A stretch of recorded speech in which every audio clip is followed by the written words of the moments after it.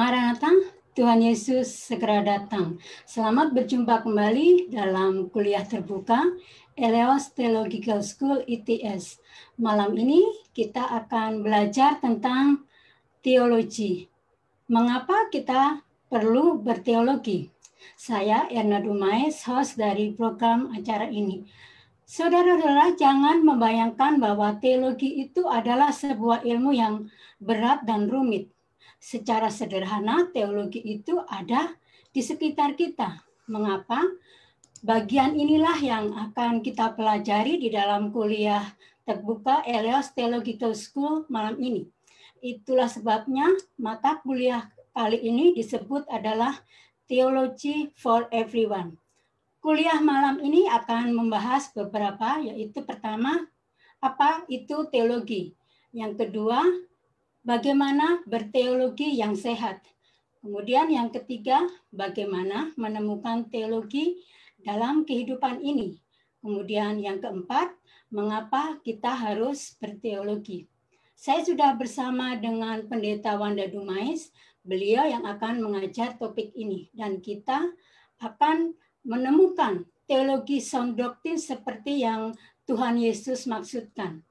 Untuk itu saya persilahkan kepada Bapak Pendeta Wanda Dumais untuk membahasnya. Tapi sebelumnya saya mau menyapa beberapa teman-teman yang sudah bergabung di dalam Zoom service. Ada Ibu Riris yang ada di Batam. Selamat sore Ibu, terima kasih sudah bergabung dalam program ini. Kemudian ada Ibu Christine yang ada sama juga seperti Bu Riris di Batam juga. Terima kasih Ibu yang sudah setia untuk ikut terus dalam program secara live kuliah terbuka ITS ini. Kemudian ada Bapak Ulpawanto Tandibulo yang ada di Jayapura, tapi ini sedang connection ternyata. Untuk itu saya persilakan kepada Pak Wanda Dumais untuk menjelaskan semuanya. Silakan Pak. Nah, saudara yang kekasih, malam ini kita akan membahas tentang Theology for Everyone, ya. Sebenarnya adalah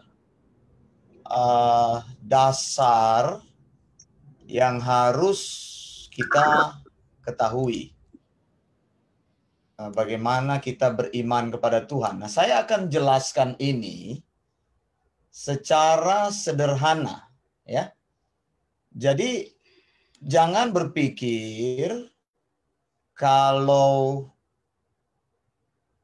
berteologi itu sebuah ilmu yang berat gitu ya. Ilmu yang harus dipelajari bertahun-tahun. Ilmu yang harus dipelajari dengan mengeluarkan uang dan waktu yang banyak. Jangan berpikir seperti itu. Nah, sekarang saya ingin membawa dalam pola yang sederhana. Coba lihat di sini. Coba lihat, apakah sudah kelihatan dia punya itu? Oh, sudah. Ya. Jadi teologi, ya. Teologi ini dari dua kata kan. Ada kata theos dan ada kata logos. Jadi theos dan logos ini berarti teologi. Dua hal yang harus kita lihat ketika memikirkan teologi. Theos itu artinya itu Allah. Oke. Kemudian logos itu artinya itu adalah reasoning. Jadi alasan-alasan atau pokok-pokok pikiran. Nah, kalau kita simpulkan begini, saya ingin memberikan konsep yang sederhana ini. Jadi berteologi itu segala sesuatu, pikiran-pikiran yang menyangkut tentang kealahan. Gitu. Jadi kalau Anda suka mencari tentang kebenaran Allah, kalau Anda suka untuk belajar firman Allah, kalau Anda suka menyampaikan firman Allah, kalau Anda suka datang ke gereja, berkumpul dengan saudara seiman, suka mendengarkan firman, maka Anda sedang berteologi. Begitu sederhana kan jadinya? Jadi segala sesuatu yang dilakukan dalam pengenalan akan Allah, baik mencari Allah, mempelajari Allah, mengaplikasikan firman Allah, itu disebut dengan teologi, begitu. Teologi. Jadi jangan pikir yang berat-berat. Nah, sekarang konsep ini harus kita matangkan dalam hidup kita, bahwa kalau kita berteologi, berarti kita bertanggung jawab atas setiap teologi yang kita bangun. Makanya saya bilang begini, orang percaya itu harus memikirkan bahwa teologi itu penting. Jangan bilang, saya hanya ingin mengenal Tuhan, tapi saya tidak mau berteologi. Maka saudara akan terjebak dalam pemikiran yang pragmatis, bahwa teologi itu jahat, mengenal Tuhan itu baik. Padahal mengenal Tuhan itu ada di dalam konsep teologi. Begitu. Jadi saya lebih ringkaskan lagi. Theos itu adalah Allah. Nah, disinilah kita menemukan theos seperti apa yang kita sembah. Nanti kita akan pelajari. Ada banyak konsep-konsep theos di dunia ini. Orang bisa menyembah sesuatu yang dianggap sebagai Allah, menyembah karirnya, menyembah keuangannya, menyembah hartanya, menyembah Allah-Allah yang lain. Alam dijadikan sebagai Allah, konsep-konsep pagan itu, politeistik. Begitu. Sekarang Allah kita itu apa? Nah, ini. Jadi pertama-tama kalau mau berteologi adalah konsepnya jelas. Bahwa kita sudah percaya Yesus satu-satunya juru selamat. Jadi memutuskan Allah yang benar itu supaya apa? Yang kedua menyangkut logos. Karena tidak cukup bicara tentang theos. Begitu. Ada orang yang tahu theos tapi tidak tahu logos. Logos itu apa sih? Coba saya mau tanya kepada teman-teman yang ada di Zoom ataupun yang ada di Facebook. Kemarin kalau saat mengikuti kelas doktrin saya sudah membagikannya. Ya, ini sebenarnya sudah dibagikan. Jadi teologi itu theos dan logos. Sekarang coba kita bahas. Santai aja, gitu ya. Coba Riris. Theos itu tadi saya bilang Allah. Kalau logos itu apa? Pengetahuan kita akan sesuatu gitu. Logos itu pengetahuan akan sesuatu, oke? Boleh diterima. Pak Aan dari Sydney, silakan. Ada pendapatnya logos itu apa, Pak Aan? Buka dulu mikrofonnya. Ya. Logos itu bukannya suatu kayak apa itu kayak yang kayak kita mau lihat di suatu logos itu yang kayak kita mau beli barang itu kayaknya logos gitu bukan kayaknya begitu pendapat saya. Oh, logo itu logo. Nah, itu logo. Sorry. Dalam bahasa Inggris itu ada logo. Ada logos. Logos itu simbol. Tapi dalam kaitan tentang tadi saya bilang, kita pecahkan kata teologi itu atau teologi itu. Theos itu dalam bahasa Greek itu ada berarti Allah. Dan logos itu apa? Tadi Riris bilang tadi apa? Pokok pikiran ya. Sorry. Pengetahuan akan sesuatu, Pak. Pengetahuan. Lilis bilang pengetahuan. Oke, baik. Kemudian, Tapi ya saya sih silakan. masih belum mengerti juga sih, Pak. Ya, nanti akan kita telusuri terus ini. Iya. Bu Christine apa, Bu Christine?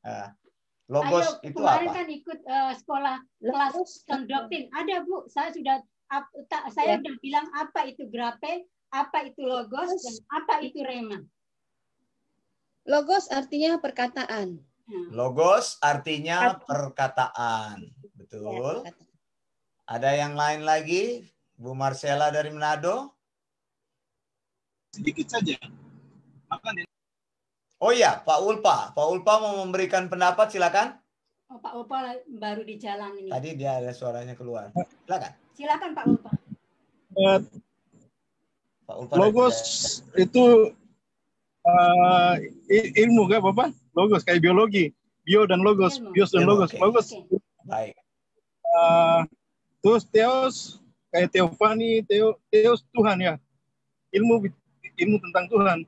Ilmu tentang Tuhan. Iya, logos. Kita bahas sekarang tentang logos. Tadi Allah sudah kita bahas. Baik, terima kasih Pak Ulpa di Jayapura lagi menyetir ya. Hati-hati ya Pak Ulpa ya. Kemudian Bu Marcella ingin berbagi apa itu logos, silakan. Ini cuma logos toh atau teos dan logos, ilmu tentang Tuhan, sama seperti Pak Ulpa. Tapi kan logos itu kalau banyak orang bilang rema, rema perkataan secara lisan, tapi logos secara tertulis gitu. Logos secara tertulis. Bu Oike di Balikpapan? Logos budak kan? Dulos itu. Dulos. Ilmu pengetahuan. Logos ilmu pengetahuan. Ilmu pengetahuan, baik. Nah, ini sudah ada beberapa gambaran. Ada yang dari Facebook? Sepertinya belum ada. Ilmu tentang Tuhan. Iya. Sepertinya belum ada, tapi saya mau menyapa dulu teman-teman yang sudah bergabung melalui Facebook. Ada Ibu Angelina Dumais yang ada di Kasar, Ibu Vita Milo Ekel yang ada di Minnesota, terima kasih sudah bergabung. Ada juga Pak Elvan Lahagu, Bapak Yongki Pinusutan, Bapak dan Ibu-Ibu kalau boleh dicantumkan dari mana, jadi saya bisa menyapa saudara-saudara yang ada di live di Facebook. Kemudian ada Bapak Jeremy Andreas yang ada di Manado. Kemudian ada Ibu Weni Ripka. Terima kasih yang sudah mengikuti program ini melalui live di Facebook. Silakan Pak Wanda. Baik, sekarang kita akan lihat lagi. Sebagian besar konsep yang disampaikan tadi sudah benar begitu ya. Teologi itu theos. Jadi theos itu adalah Allah. Ya. Theos itu adalah Allah. Kemudian logos itu adalah firman Allah atau wahyu Allah ya. Firman Allah atau wahyu Allah. Jadi kalau kita bicara mengenai teologi, berarti kita bicara Allah dan firman Allah. Begitu. Saat Anda membaca firman Allah, maka Anda sebenarnya sedang berteologi. Bisa jelas ya? Jadi jangan bayangkan bahwa teologi itu, memang teologi adalah satu ilmu. Tapi saya ingin menyederhanakan itu, bahwa teologi itu bisa kita temukan setiap hari. Jadi ketika Pak Aan sedang menghadiri kebaktian atau sedang mendengarkan firman Tuhan, pertama konsepnya kita percaya bahwa Allah itu adalah Allah yang benar. Allah satu-satunya.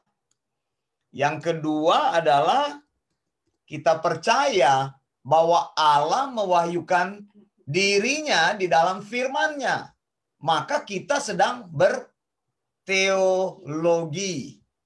Nah, kalau kita percaya Allah tapi kita tidak mempelajari firman-Nya, maka teologi kita akan jadi kurang begitu. Tidak memenuhi dari konsep definisi ini, theos dan logos. Logosnya di mana? Dalam kaitan ini saya mau katakan setiap orang percaya mereka harus menjadi pembelajar, harus menjadi murid.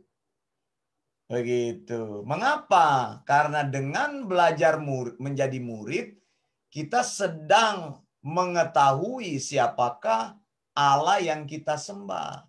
Jadi konsep teologi ada di dalam dua ini, yaitu Allah dan kedua firman-Nya. Untuk mengenal Allah, kita tahu dalam firman-Nya. Di dalam firman-Nya, kita mengenal siapakah itu Allah. Jadi teologi itu akan memberikan kepada kita kesempatan-kesempatan untuk mengenal lebih jauh lagi tentang siapa Allah yang kita sembah. Begitu. Sampai di sini sudah jelas ya. Nah, firman inilah yang akan terus kita pelajari.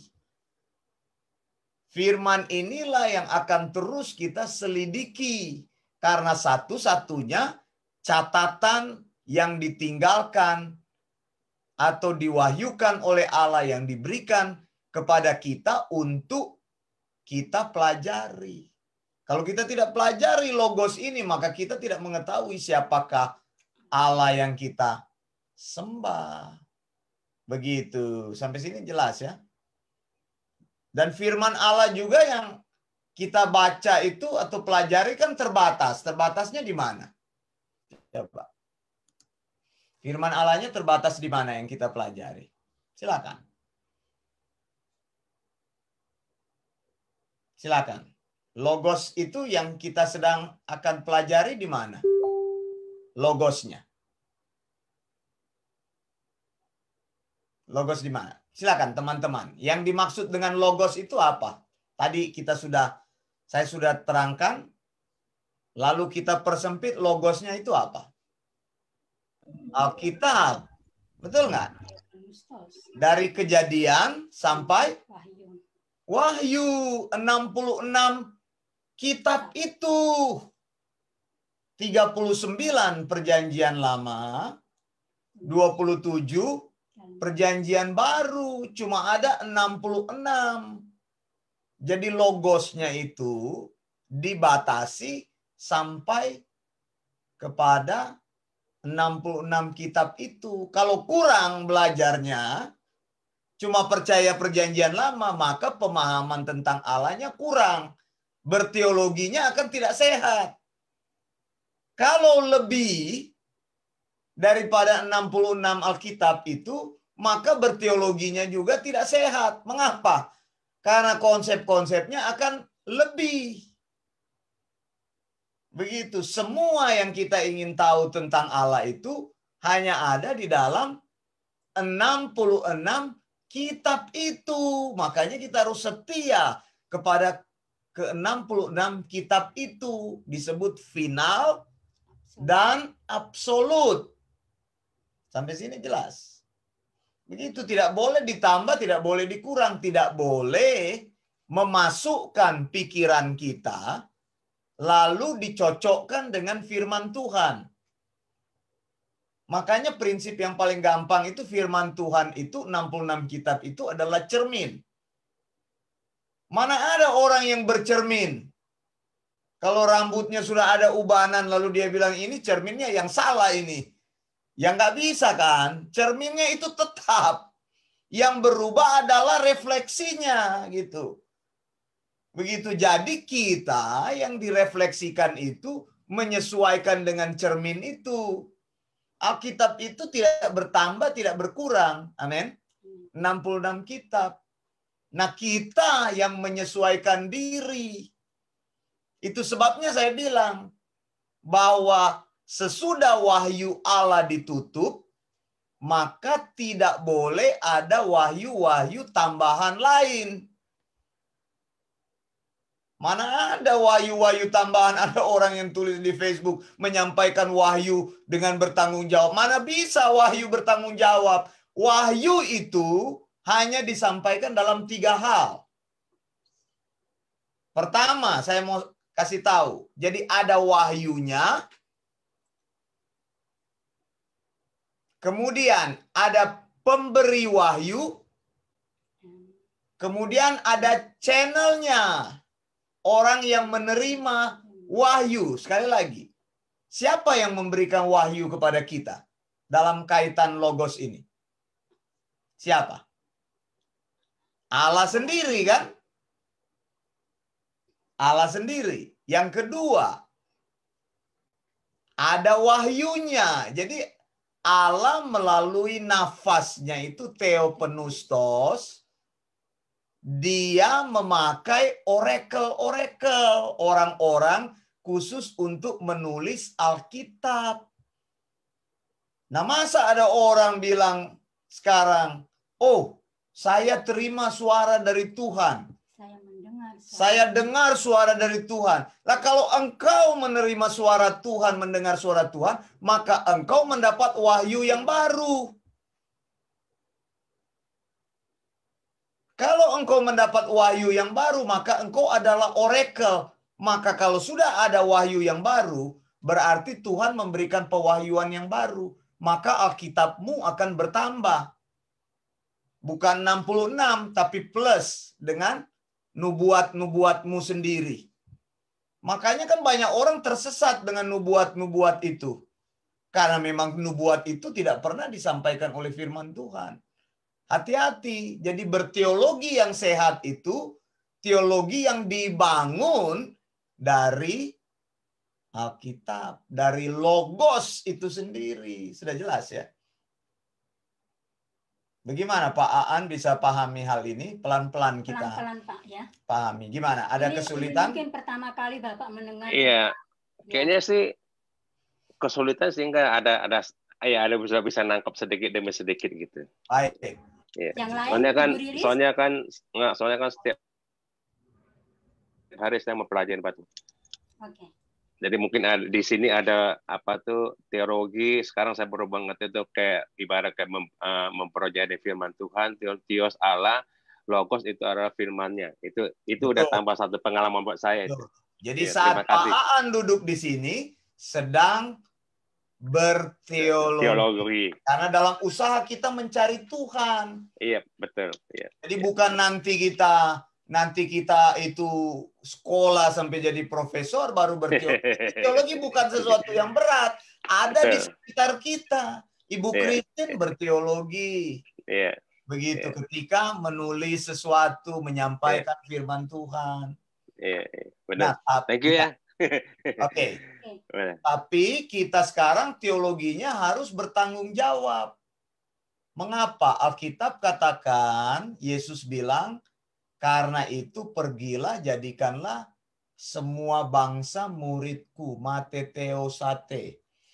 Murid artinya apa? Kita itu punya tanggung jawab untuk belajar. Teologi itu adalah menarik semua prinsip-prinsip Alkitab untuk dijadikan prinsip-prinsip kehidupan kita. Prinsip Alkitab itu adalah sound doctrine, ajaran sehat, maka ajaran sehat itu mempengaruhi praktek beriman hidup kita. Gitu. Jadi bukan pengalaman-pengalaman manusia, nggak bisa. Begitu. Sekarang saya kasih contoh.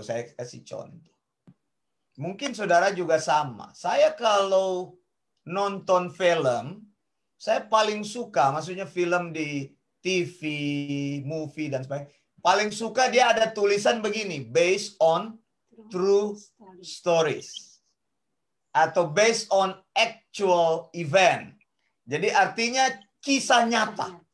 Saudara senang nggak dengar kisah nyata atau cerita yang dibangun dari cerita nyata? Bagaimana? Coba ini kita berbagi. Riris, bagaimana Riris? Kalau nonton film gimana? Film atau iya. Gimana? Kalau ada yang based on true story itu, saya ngerasa itu film itu hidup sih, karena hidup ya, senang ya berarti. Oke. Betul. Oke, coba Bu Marcella bagaimana? Senang nggak kalau yang true story? Iyalah, karena benar-benar terjadi kan kejadian dan difilmkan. Jadi ya. Apalagi kalau cocok dengan cerita hidup kita. Tiba-tiba kita nangis sendiri. Ya kan? Apalagi kalau cocok misalnya begitu. Pak Ahmad, gimana Pak? Silakan. Ya, benar-benar ya? Ada yang kayak Bapak ngomong kalau film nyata itu terus itu pas kena jantung kita tuh kita bisa nangis. Benar. Itu paling ya. Ternyata benar-benar kenyataan. Benar kenyataan ya. Benar. Ibu Christine gimana? Bu Christine. Oh, Ibu Christine tadi sudah. Iya kan sudah Ibu bilang ya. Bu Oike nih, Bu Oike. Bu Oike lagi ada Aletea ini.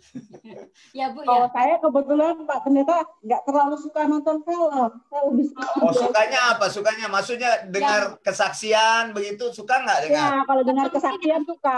Apapun, membaca novel atau apa? Kalau kesaksian hidup rasanya seperti membawa kita masuk ke dalam kisah tersebut dan jadi hidup. Jadi seperti apa ya? Jadi kita seperti terbawa emosinya di dalam cerita kisah nyata tersebut. Oke, baik. Nah, saudara, ini kita banyak sekali menyenangi konsep ini sehingga di gereja itu kalau ada orang bersaksi tentang cerita hidupnya, itu seperti fit kepada soul kita. Makanya kesaksian-kesaksian itu lebih banyak diterima daripada pengajaran firman Tuhan. Dan orang yang bersaksi ini mereka memanfaatkan kesempatan ini. Dia cuma bersaksi aja. Puluhan tahun dia cuma begitu-begitu. Rohaninya tidak bertumbuh. Dia cuma cerita aja tentang hidupnya. Bagaimana dia kecelakaan lalu dibebaskan Tuhan dari maut. Alkitab tidak mensarankan seperti itu. Kesaksian, bisa jelas ya, kesaksian tidak akan membawa memberitakan tentang Injil. Kesaksian tidak pernah memberikan kepada saudara pemahaman tentang Injil yang benar. Tapi bukankah di gereja dipakai seperti itu? Artis ini dipanggil untuk menarik. Kalau sudah ada si Yonas, Asmiranda, orang datang banyak nyanyi-nyanyi. Benar nggak? Senang kita dengarnya. Jiwa kita di-feed. Kita langsung dikasih makan. Kita langsung seperti emosi terpuaskan.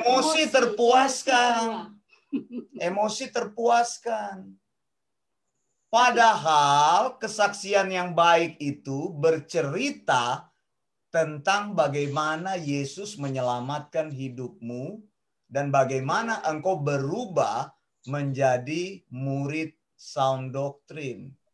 Makanya gereja kami selalu mendukung orang atau mendorong orang untuk kesaksian yang misalnya tentang keselamatan, bagaimana dia diselamatkan oleh Tuhan Yesus, percaya akan Tuhan Yesus. Kemudian yang kedua, saya selalu mendorong orang untuk kesaksian tentang bagaimana dia belajar tentang sound doctrine, percaya tentang sound doctrine itu saja.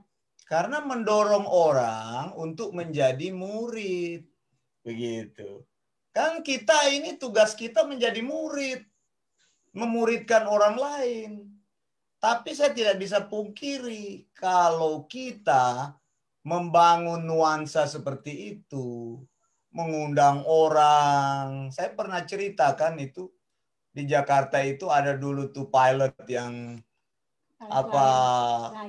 Lion itu yang dia take off sebelum gempa Poso. Dia cerita sampai dia jadi pendeta. Di gerejanya cuma itu yang dia cerita, bagaimana orang bisa menjadi murid Tuhan. Menurut saya orang ini harus dimuridkan dulu.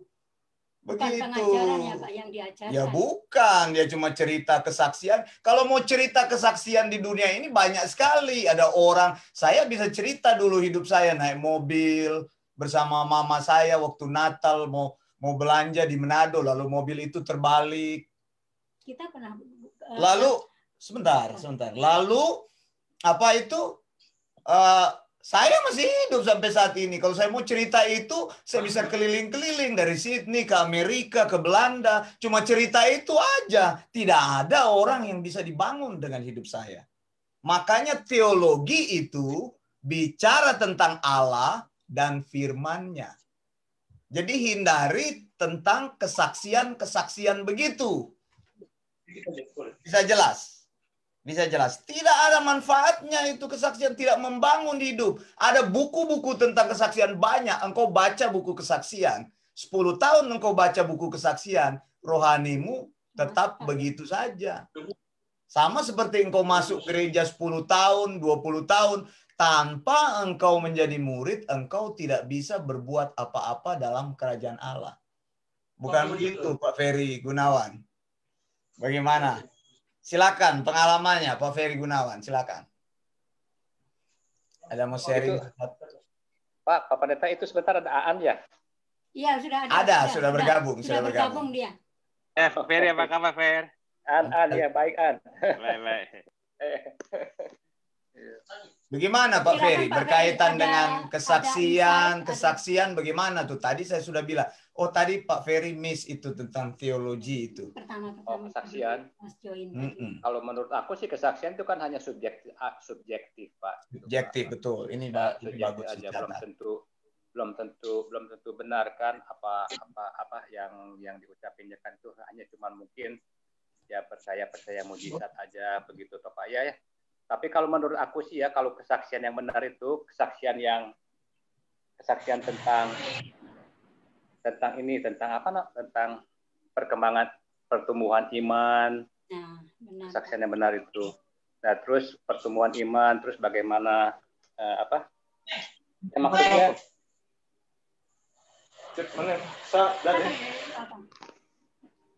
ya, terus Pak Ferry.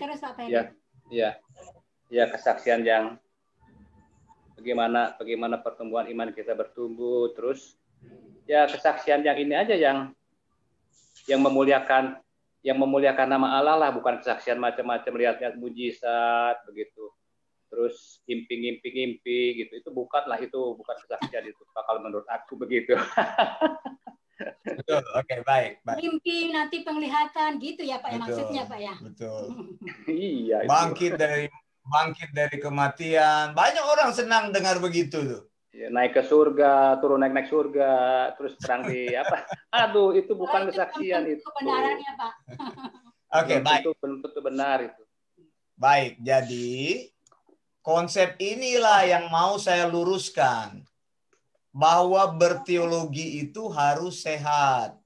Dimanapun kita berada, kita berteologi, membangun teologi yang didasarkan pada sound doctrine.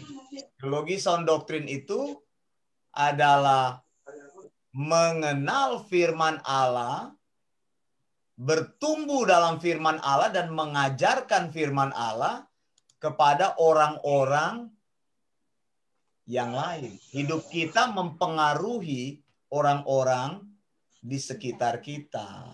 Begitu. Jadi teologi seperti itu. Lihat, saya tunjukkan lagi pada teman-teman yang baru bergabung. Ada Pak Prem yang dari Bali, juga ada Pak Agus dari Bandung ya, kalau Pak nggak salah, sudah lama nggak join sih. Iya, Pak Agus dari Bandung. Dari Bandung ya. Jadi ulang ya, teos itu jadi berteologi itu semuanya sedang berteologi. Karena teologi itu menyangkut pengenalan akan Allah, dan kedua memahami wahyu Allah. Jadi teos itu Allah, logos itu wahyu Allah. Nah, saudara, saya mau Sebentar. Sebentar, saya mute dulu. Ya. Saya mau tunjukkan di sini ada beberapa kata-kata yang perlu kita pahami. Jadi ulang ya, logos itu artinya logik atau logika. Orang bilang, kalau ikut Tuhan jangan pakai logika. Bagaimana menurut pandangan saudara? Silakan. Bagaimana menurut pandangan saudara? Ikut Tuhan tidak boleh pakai logika. Kamu ikut Tuhan jangan pakai logika. Ini tadi theos dan logos. Logos itu artinya logik. Pemikiran, thought, reason, or wisdom. Jadi bagaimana pandangan yang mengatakan ikut Tuhan jangan pakai logika. Kamu kalau ikut Tuhan jangan pakai logika lah. Bagaimana menurut saudara pandangan tersebut? Setelah saya menunjukkan ini. Nggak bisa dong Pak, kalau misalnya ikut Tuhan mana bisa keluar dari logika Pak. Nah ini, sedangkan logos aja sudah berarti logika kan? Itu logis, itu iya. Iya, betul. Mana bisa Pak, kalau misalnya kita ikut mau Tuhan ya kita harus pakai inilah, logik sedikit lah sama hikmat juga. Bukan pakai logik sedikit, justru banyak. Ya. Logika kita yang harus dibenarkan. Betul. Logika kita yang harus dipertajam, pikiran kita yang harus dipertajam. Nah, logos ini ada dua pengertiannya. Ya, saya tunjukkan. Pengertian yang umum itu adalah cara berpikir pada situasi tertentu. Contoh, ketika tadi saya tanya, kalau ikut Tuhan, boleh pakai logika atau tidak? Lalu Pak Ferry menjawab, nggak mungkin. Maka saat itu Pak Ferry sedang menunjukkan logos. Situasi saat ini, ketika saya tanya, Pak Ferry merespon. Jadi logos itu adalah cara berpikir dalam situasi tertentu. Tadi Pak Aan juga saya tanya, langsung merespon, itu namanya logos. Dan lihat di sini, logos itu digunakan dalam pengertian teologi, theos dan logos. Betul sekali Pak Ferry bilang tadi. Nggak bisa dong, bagaimana ikut Tuhan kok nggak berpikir. Pikiran kita itu yang diubahkan. Makanya kalau kita tidak mempertajam teologi kita, maka kita ini menjadi orang yang tidak mempunyai pendirian di dalam mengikut Tuhan. Otak kita tidak pernah diisi. Saya bilang sudah puluhan tahun di gereja, tapi otaknya kosong. Mengapa? Karena mendengar khotbah-khotbah yang menyimpang dari logos satu. Mendengar cuma kesaksian banyak di gereja. Di gereja cuma banyak nyanyi-nyanyi. Iya kan, ada gereja yang cuma nyanyi-nyanyi doang. Firmannya tidak pernah diperhatikan dengan baik. Pendetanya tidak pernah sekolah. Jadi tidak cakap mengajarkan. Ya cuma mungkin mentereng gelarnya doktor. Mungkin pergi beli di mana doktornya. Pasang di iklan Indomedia. Doktor siapa begitu. Isinya khotbahnya memble begitu. Kenapa? Karena tidak belajar tentang logos. Ya bagaimana Anda bisa diisi pikiran Anda. Kalau Anda tidak bisa mengikuti. Jadi yang diutamakan di dalam gereja itu adalah pengajaran firman Tuhannya ini. Logiknya ini. Dari logik ini terbentuk prinsip-prinsip hidup. Bisa jelas sampai di sini? Makanya saya bilang kalau cari gereja yang punya pengajaran firman Tuhan. Satu. Kedua, pengajaran firman Tuhan itu harus dikomparasikan dengan logos, yaitu dari Kejadian sampai Wahyu Allah yang tidak berubah. Kalau gerejanya mengajarkan firman Tuhan, tapi firman Tuhannya diambil dari Alkitab yang diterjemahkan semau-maunya, ya salah. Saksi Yehova itu punya Alkitab, semau-maunya dipakai oleh mereka, diterjemahkan menurut pikiran mereka, disesuaikan dengan ajaran mereka. Kita pikir mereka punya firman Tuhan, tapi sebenarnya firman Tuhan yang sudah disesuaikan dengan pikirannya. Kita tidak boleh. Tadi saya sudah bilang bahwa firman Tuhan itu seperti cermin. Begitu. Nah, itu logos pertama itu arti umumnya itu. Lalu logos yang kedua arti khusus. Nah, ini saya mau bicara secara khusus. Mudah-mudahan kita ada waktunya. Bahwa logos menurut orang Yunani itu sesuatu yang mereka tidak definisikan, tidak bisa mereka mengerti itu apa itu logos. Kalau tanya kepada mereka, saya nggak tahu logos itu apa. Tapi logos itu adalah inti dari sesuatu dan mengatur kehidupan dunia ini. Bisa jelas nggak? Jadi mereka bilang logos itu, kalau ditanya apa itu logos? Ya saya nggak tahu logos itu apa. Yang saya tahu logos itu adalah melalui logos segala sesuatu dijadikan. Nah, logos itu mengatur segala sesuatu.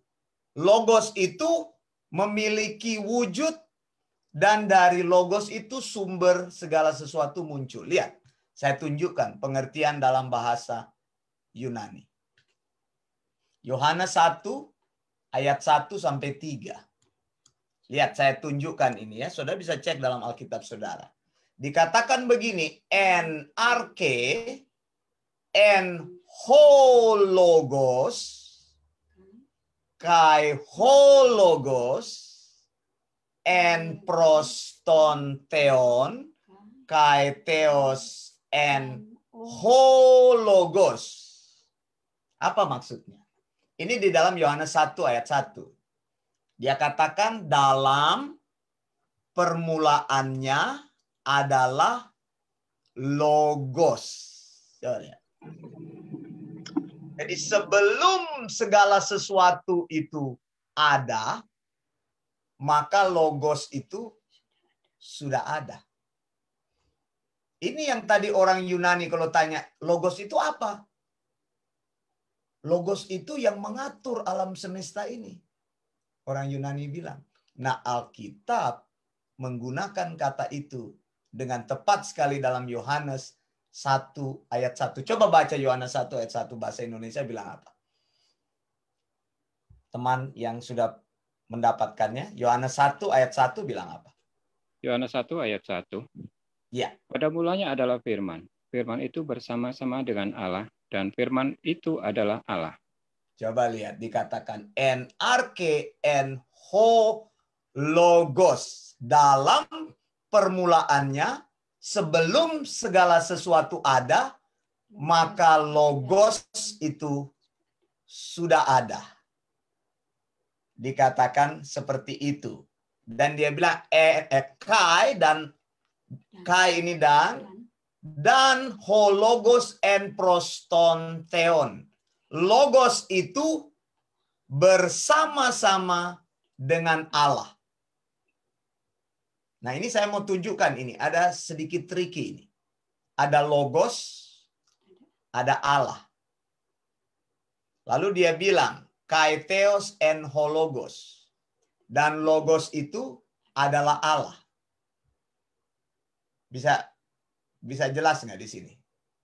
Jadi logos itu sebenarnya adalah Allah. Begitu? Bisa ngerti? Dan dia bilang logos itu bersama-sama dengan Allah. Jadi dia itu bagian dari Allah atau Allah itu sendiri, tapi logos itu juga dikatakan bersama-sama dengan Allah.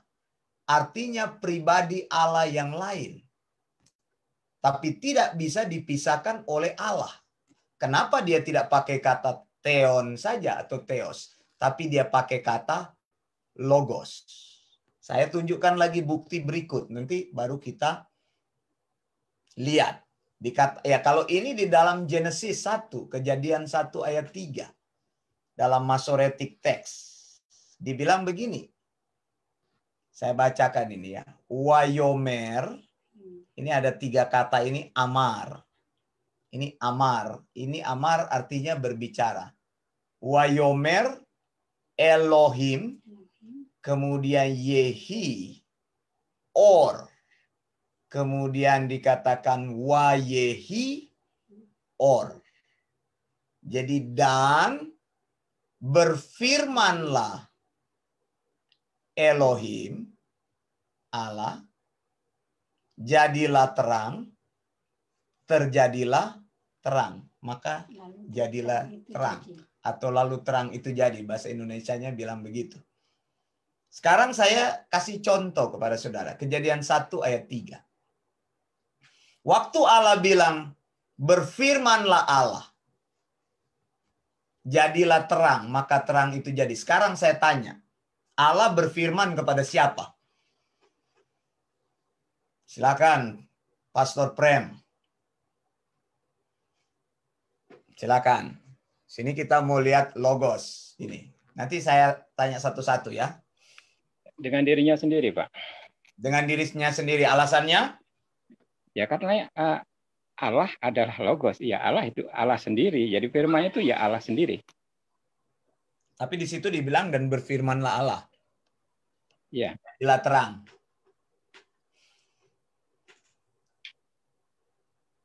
Karena di situ kan tidak ada siapa-siapa lagi, Pak. Oke. Selain Allah itu sendiri. Berarti Pak Prem sudah ikut dia punya kuliah waktu itu. Kuliah beberapa Betul, betul. Jadi waktu di situ dibilang Kejadian 1 ayat 3, berfirmanlah Allah jadilah terang. Jangan saudara berpikir Allah itu seperti tukang sulap. Jadilah terang, maka terang itu jadi. Tidak perlu begitu. Karena firman itu hanya diucapkan kepada orang yang bisa mengerti firman. Bukan diucapkan di dalam kekosongan. Jadi waktu Allah di situ dikatakan Wayomer Elohim, logik daripada Allah, pikiran daripada Allah menciptakan sesuatu. Sekarang sudah mulai mengerti nggak yang disebut dengan logos itu? Dihubungkan dalam bahasa Yunani. Bahwa logos itulah bagian dari Allah. Makanya dia adalah Allah sendiri. Itu adalah Yesus sebelum dia menjadi manusia. Dia disebut dengan logos. Pre-existent daripada Yesus. Bisa jelas sampai di sini? Kalau bingung tanya, silakan. Atau ada yang mau memberikan pendapat, silakan. Bagaimana? Pak Ulpa, jelas?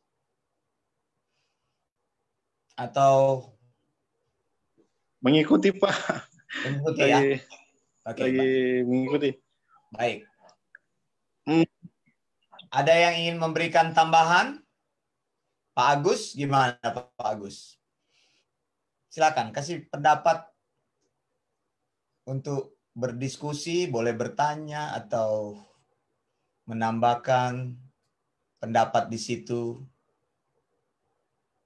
Gitu. Jadi ketika kita belajar tentang firman, kita belajar tentang diri Allah sendiri. Setuju nggak?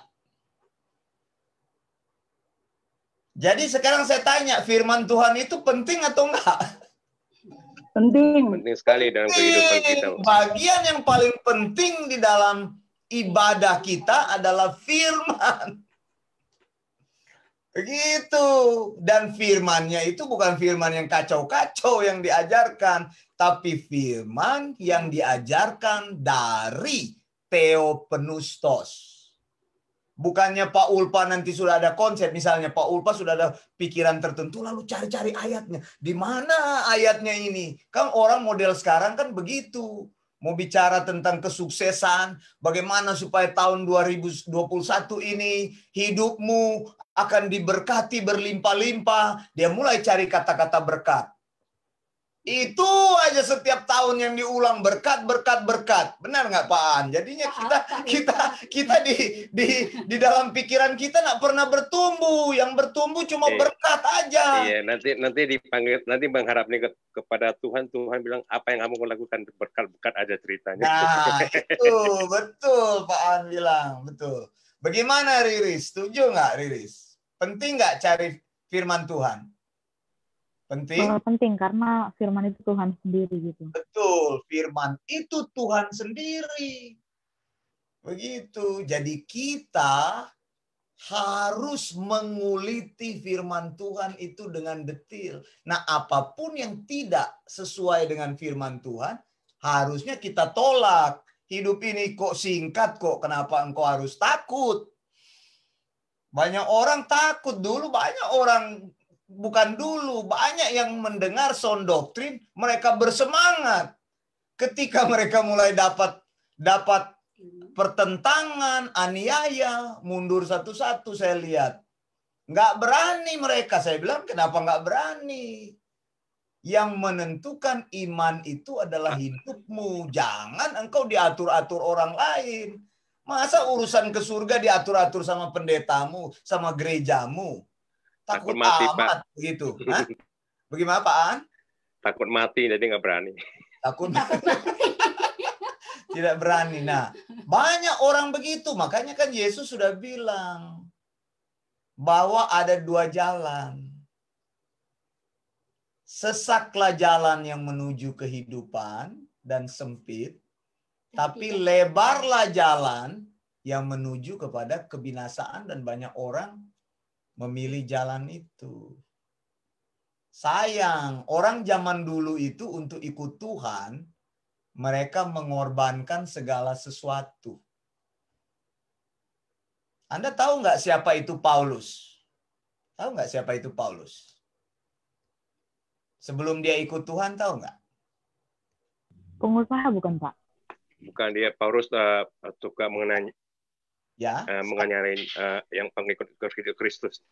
Iya, Paulus tukang menganiaya, betul, betul.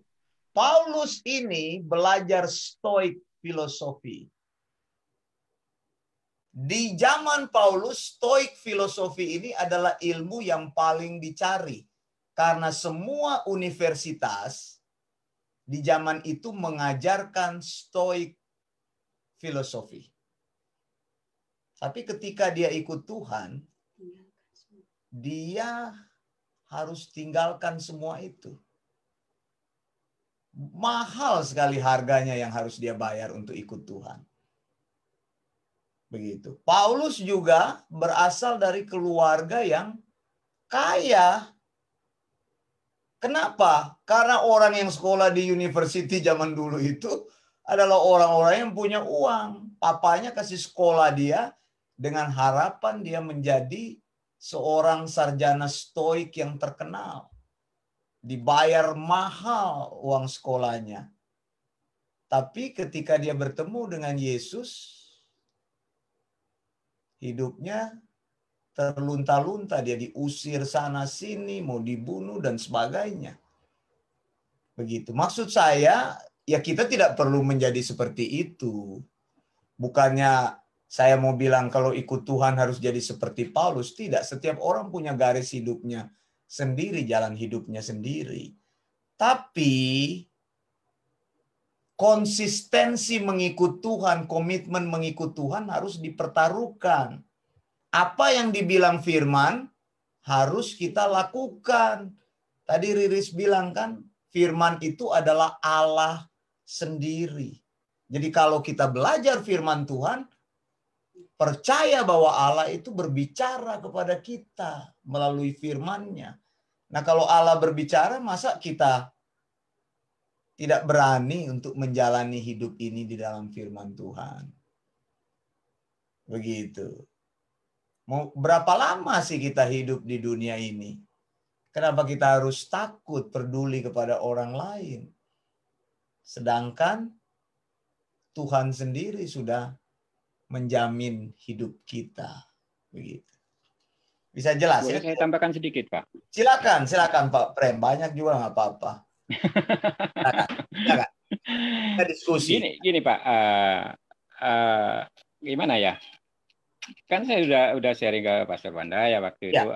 Saya sudah mulai memberitakan sound doctrine dan itu memang apa ya? Itu memang passion saya juga, itu yang saya rindukan, itu yang saya mau, itu yang saya inginkan, dan itu yang memang Tuhan suruh saya harus beritakan itu gitu loh. Ya. Jadi ini beberapa kali saya bawakan renungan. Sebetulnya sudah ada dalam jemaat di gereja tersebut, sudah ada yang merespon gitu loh. Oke. Saya tahunya gini Pak, setelah saya keluar ada beberapa orang yang menghubungi saya, dia bilang gini, Pak Hari, kenapa sekarang tidak pernah ke gereja lagi? Oh, nggak apa-apa, itu nggak saya sebutkan akar permasalahannya apa. Tolong jangan tinggalkan saya. Okay. Saya setuju dengan yang Pak Hari bilang. Ini bukan 1-2 orang Pak, cuman terus saya coba menggali. Terus ternyata ya kenapa orang itu segan untuk keluar dari gereja? Ya, itu karena kalau di sini Pak ya, saya kurang tahu di tempat lain ya. Itu sebetulnya bukan mencari kebenaran, Pak. Gitu. Dia itu mencari aman. Artinya, biar nanti kalau mati, gereja yang urus itu, Pak. Oh iya. Iya, terus ini kan saya juga belajar. Saya sudah mendoktrinkan istri saya, dan dia sudah mulai. Dia sudah mulai masuk, sudah mulai sharing-sharing dia. Dan dia sudah mulai meninggalkan apa yang kemarin-kamarin ditelan, ternyata itu salah gitu loh. Jadi sekarang dia sudah mulai mengerti. Saya juga ajarkan ke dia, sudah mulai mengerti, dan dia mulai paham di situ. Kalau begitu begini Pak Hari. Ya. Solusinya begini gampang kan. Dalam pelajaran-pelajaran tentang gereja yang sound doctrine, ada di video-video saya sudah sampaikan banyak sekali, bahwa gereja itu bertumbuh dari 2-3 orang yang berkumpul. Matius 18 ayat 20. Gereja itu adalah kita. Makanya gereja terpukul ketika ada COVID. Maunya kumpul terus, dianggap karena gereja itu adalah institusi. Padahal gereja itu adalah diri kita sendiri. Nah makanya Pak Hari kalau begitu ada orang bilang, kok Pak Hari tidak bergereja? Saya punya gereja. Ya mulai aja dengan istri dan orang-orang yang mendukung doktrin itu, sound doctrine. Nanti kita support begitu. Memang alur gerejanya seperti itu. Permasalahan gini Pak, saya sudah mencoba. Saya sudah mencoba untuk mengarahkan yang bersangkutan. Cuman kalau dia yang bersangkutan sejalan dengan saya, itu pasti akan dimusuhi gereja, gitu Pak. Dan kembali lagi ke misi dia. Nanti kalau saya dimusuhi gereja, saya mati siapa yang ngurus? Itu permasalahannya. Ya Bapak bilang ke dia, kalau Bapak mati, Bapak sudah tidak tahu apa yang terjadi. Yakinkan bahwa kita itu orang percaya ketika kita meninggal, roh kita dan jiwa kita pergi kepada Sang Pencipta, tubuh kita berada di tanah dan akan hancur. Kenapa berarti panggilan keselamatan tidak jelas kalau engkau memikirkan kematian? Karena tidak ada pengajaran, Pastor. Gitu. Yakinkan Pak Hari, yakinkan. Ini yang meyakinkan justru istri saya, karena ini kan ibu-ibu gitu loh. Dia bilang gini, istri saya ya sebatas apa yang dia peroleh dan sebatas apa yang dia pikirkan. Dia bilang gini, istri saya ke yang bersangkutan tuh, kalau saya tidak ngurus mau mati gitu loh. Saya mati, saya sudah aman. Jasad saya terserah. Nggak mungkin orang mati nggak ada yang ngurus. Betul. Jasad saya mau dibuang ke laut, mau didendeng sekalipun, terserah. Saya nggak ngurus jasad saya. Saya penting jiwa saya. Dia ngomong seperti itu. Betul. Jawaban yang tepat itu, Pak. Betul, Iya. betul. Jadi bagaimana? Bagaimana? Sudah bisa memulai di rumah? Ya.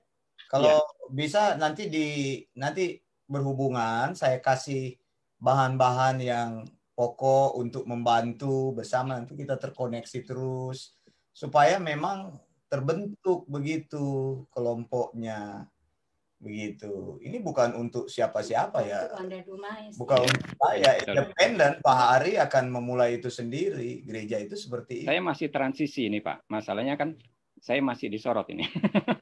Saya masih disorot, saya dengan sahabat saya sekalipun, teman-teman dekat saya sekalipun yang kemarin, saya sekarang jadi musuh. Ya, tapi maksud saya kan Pak Hari kan tadi sudah bilang sudah nggak di situ. Ya. Kalau Pak Hari sudah nggak di situ, berarti Pak Hari kan tidak akan memilih tempat independen saya, Pak. Notabene juga sama konsepnya kan, pasti kan Pak Hari akan langkah yang paling baik adalah membangun sendiri.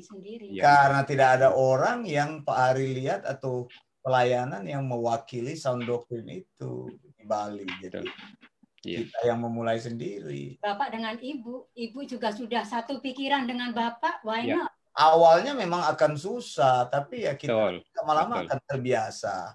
Akan terbiasa. Gereja itu dimulai dari 2-3 orang berkumpul. Itu dalam konteks gereja lokal, sudah terbentuk gereja lokal. Tidak perlu takut apapun. Nanti kita memberitakan, Tuhan akan terus membela, mengirimkan. Saya masih bergumul dengan anak saya ini, Pak. Oh, anak saya masih mau saya doktrin juga ini. Oh, oke. Ya. Iya. Ada berapa Pak anaknya, Pak? Ini kenalin. Nah, ini istri saya, Pak. Oh, halo. Namanya siapa, Ibu? Ibu Ayu, memang asli Bali. Ya, mereka sudah terdoktrin ini. Dan ini anak saya. Oh, halo. Namanya siapa, Pak? Namanya Ken Hansel. Ken. Oke. Ken, ya. Ya. Tetap support dan bantu doa. Di mana di Bali, di mana posisinya? Saya di Denpasar, Pak. Denpasar, oke. Ya. Cuma satu ya, Pak? Putranya ya, Pak ya? Denpasar. Saya ada 3, cuman satu, yang 2 di Jawa, yang 1 di Jawa, yang satunya lagi sudah almarhum. Oh. Iya. Oke, Bapak di Denpasar. Saya pernah di sana di Bali. Tapi minta supportnya terus. Gianya. Saya ini lagi mengumpulkan bahan-bahan. Baik. Tapi Pak, boleh saya nambahin nggak buat si Pak Heri? Silakan Pak, silakan. Silakan Pak. Gini Pak Heri, kalau bisa sih sebenarnya kita bikin satu cell group dulu, biar mungkin kumpul orang nggak usah banyak 2-3 orang. Nanti kita pelan-pelan dari cell group itu barulah kita bangun mesbah kita yang bisa kita layanin gitu loh, maksudnya sih gitu. Itu Pak, itu saran dari saya aja. Betul. Setuju. Itu yang sedang dilakukan Pak. Iya. Pak Aan. Lagi saya mulai merangkak ini, Pak. Amin. Minta support doanya aja. Haleluya. Oke, teman-teman lain yang di Zoom, silakan yang ingin share. Pak Agus nih, diam-diam aja nih Pak Agus. Apa kabar? Sudah lama Pak dari Agus Bandung. Bergabung. Buka dulu mikrofonnya nih, mau dengar kabar dari Bandung nih. Gimana kesibukannya?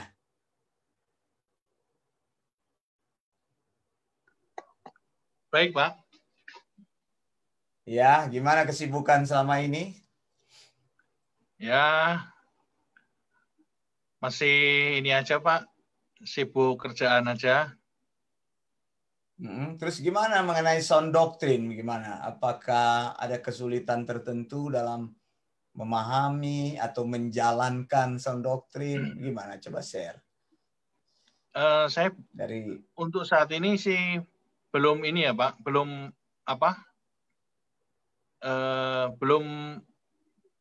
istilahnya untuk sound doctrine ini belum ini. Cuman dari yang grup yang Pak Wanda itu, yang tulisan itu saya copy, saya baca gitu. Karena untuk mendengarkan saya belum ada waktu, Pak. Jadi harus kalau baca kan bisa cepat gitu, Pak. Iya, betul. Kalau Bapak tipe tapi saya juga mau ini juga, Pak. Maksudnya istilahnya kalau ada bahan gitu mungkin saya juga mungkin dan istri mungkin bisa mulai dulu gitu. Banyak bahan-bahan yang sudah saya tulis mengenai apa yang mau dimulai, hubungi. Dan saya juga punya teman komsel gitulah. Ya. Ya 2 orang suami istri juga. Ya itu termasuk dekat juga. Ya kemungkinan saya bisa mulai dari situ gitu. Cuman saat ini untuk sekarang ini kita belum bisa ketemuan secara personal ya, face to face itu belum bisa. Ya. Zoom kan? Saya menyarankan teman-teman kita memulai dengan Zoom, ya. Ya, Zoom itu dianya ada kendala lain. Kendala sama Zoom itu, Pak, itunya. Betul. Oke. Aja bagus. Apa, Bu Marcella? WA aja kalau memang tertarik mau bagi lewat WA bisa kan kirim. Kalau dia tulisan bisa kirim kan lewat tulisan gitu loh. Bisa nggak? Pak Agus sudah nggak ikut ini. Pagi ada kelas perpuluhan Pak Agus dengan Minnesota. Iya, betul. Ada perpuluhan, kelas perpuluhan nanti hari Sabtu. Sabtu ini ada kelas sound doktrin sorenya. Kelas doktrin sore malam jam 8, Pak. Jam 8 di tapi di Indonesia masih sore, jam 4. Oke, baik. Saya sudah bisa menangkap. Sekarang dari Jayapura. Bagaimana nih Jayapura nih? Senyum-senyum aja ini. Silakan, kabarnya bagaimana ini? Saya mau tunggu perkembangan. Jayapura. Puji Tuhan, saya baru sama mungkin case dengan Pak Her. Baru WA karena untuk bertemu saat ini belum bisa memungkinkan untuk bertemu karena PSBB, Pak. Betul. Terus kemudian tulisan saya lebih banyak kepada tulisan-tulisan yang Bapak bagikan, Bapak.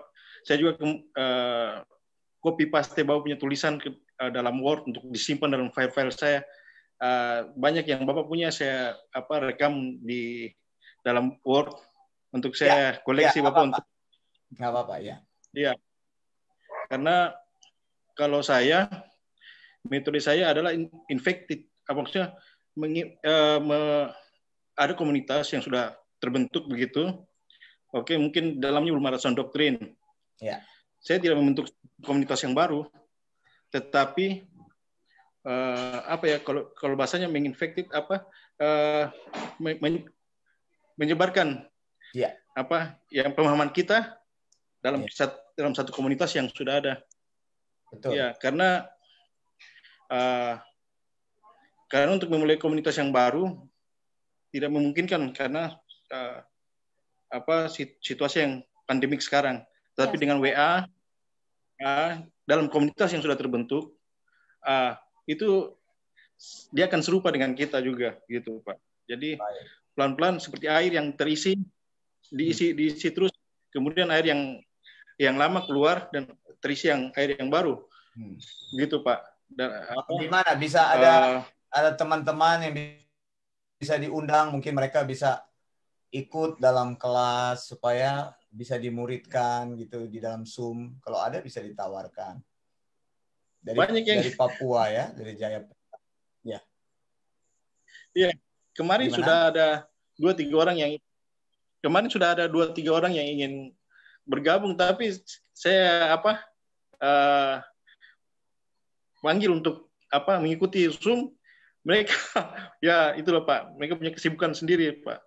Tetapi tetap yang saya ingatkan ada satu pendeta juga bukan calon pendeta tapi sudah sekolah teologi juga pada tahap akhir dia mengikuti terus postingan saya. Dia memang materi yang dibagikan itu yang mendukung dia dalam menyelesaikan teologi studi. Gitu Pak Pendeta. Baik, terima kasih. Karena kalau masalah yang ada saat ini ketika mendirikan suatu gereja baru ada papers Pak. Surat-surat Pak. Ketika mereka tanya, oke, kita tentang baptisan, begitu mereka bilang legalitasnya apa secara hukum, itu yang mungkin dong bertanya. Padahal kita tidak membentuk aliran baru, tetapi dominasi yang ada kita ajak untuk dibagi sound doktrin. Kita tidak membentuk satu denominasi baru, tidak. Tapi kita memang semacam ada beberapa aliran dominasi mungkin di luar yang sudah ada, macam Protestan atau Presbyterian. Itu mereka kadang-kadang juga mereka punya doktrinnya sudah tidak bahkan sudah tidak sealiran dengan sound doktrin, tetapi kita mempengaruhi begitu Pak dengan sound doktrin. Itu yang biasa saya. Baik, terima kasih untuk Pak Ulpa. Baik, terima kasih untuk teman-teman yang sudah memberikan atau membagikan pengalaman-pengalamannya. Yang penting maksud saya begini, bahwa sekali lagi dalam pelajaran kita malam ini, teologi itu ada di sekitar kita, ya. Jadi apapun yang engkau lakukan dalam pengenalan akan Allah itu adalah berteologi. Satu itu. Kedua, bangunlah teologi yang sehat, sound doctrine. Jadi teologi sound doctrine adalah teologi yang bersumber dari Kejadian sampai Wahyu. Kalau teologinya menyimpang dari situ, engkau perlu menjauhi hal itu. Teologi itu segala kegiatan yang memahami Allah, mempercayai Allah, dan mempelajari firman-Nya. Yang ketiga, kalau engkau sedang dalam usaha itu, engkau harus fokus kepada logos tadi. Tadi kan kita sudah bahas. Logos itu adalah perkataan Allah sendiri, diri Allah sendiri. Jadi nomor satu di dalam segala usaha berteologi adalah Allah berbicara kepada kita, dan kita ini mendengarkan, dilatih menjadi murid. Jadi sesudah nanti kita penuh dengan berbagai prinsip firman Tuhan, maka waktunya kita membagikan prinsip-prinsip itu. Prinsip-prinsip itu harus dihidupi, bukan hanya teori saja. Prinsip sound doctrine harus dihidupi di dalam kehidupan kita. Kita menjadi sound doctrine. Jadi dari hari ke hari kita menjadi Alkitabiah. Begitu ya, Pak Aan ya. Sekarang 5% kita Alkitabiahnya. Ketika kita berteologi lama-lama menjadi 10%. Ya, betul Pak Ferry ya, jadi 15%. Jadi 20%. Iya betul. Jadi meningkatkan hidup kita menuju kesempurnaan, keserupaan dengan Tuhan. Begitu, yang menjadi sempurna seperti Tuhan itu kita bukan menjadi seperti Tuhan. Menjadi, mengerti, dan memahami siapakah Tuhan itu. Nanti dalam kesempatan berikut, kita akan lanjutkan. Ini yang akan ini salah satunya yang kita bahas dalam teologi ini. Bahasa-bahasa asli, ini kan. Bahasa Yunani, bahasa Ibrani. Lalu ini, pilar teologi ini yang akan kita pahami itu systematic theology. Ada 4. Jadi 4 pilarnya itu systematic theology, biblical theology, historical theology, practical theology. Apa maksudnya sistematik? Dalam sistematik, belajar doktrin-doktrin ini. Ada teologi proper. belajar tentang Tritunggal, belajar tentang siapakah Allah itu. Itu namanya teologi proper. Lalu antropologi tentang siapakah manusia itu. Doktrin tentang manusia. Kristologi, belajar tentang Kristus. Soteriologi, belajar tentang keselamatan. Terus bibliologi, belajar tentang Alkitab. Lalu pneumatologi tentang Roh Kudus. Ini eklesiologi tentang gereja. Dan ini eskatologi. Sebagian ini ada di kelas-kelas kita, kelas Wahyu. Saya ajarkan juga kelas Wahyu, Pak An juga kalau ini saya undang untuk ikut.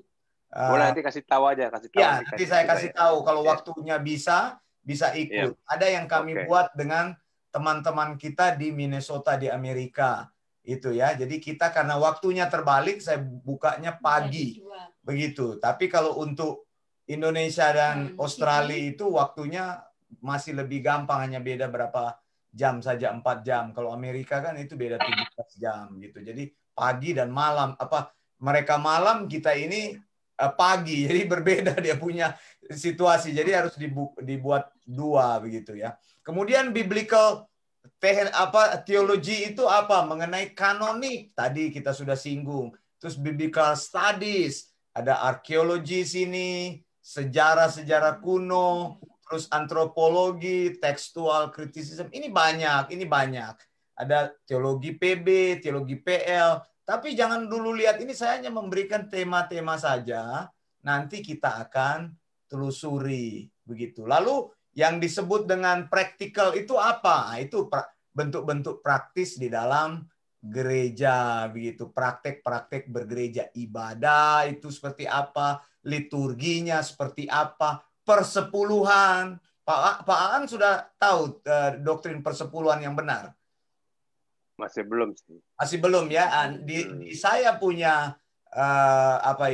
Facebook itu ada banyak tentang khotbah-khotbah persepuluhan, dan kita juga ada khotbah-khotbah tentang, atau ada kelas tentang persepuluhan. Nanti tahu persepuluhan itu apa, bahwa persepuluhan itu bukan uang. Persepuluhan itu hanya ada di Israel. Orang percaya tidak ada konsep persepuluhan. Persepuluhan itu bukan dari income, tapi persepuluhan itu dari hasil tanah dan hasil ternak. Ini cuma sekilas saya sampaikan.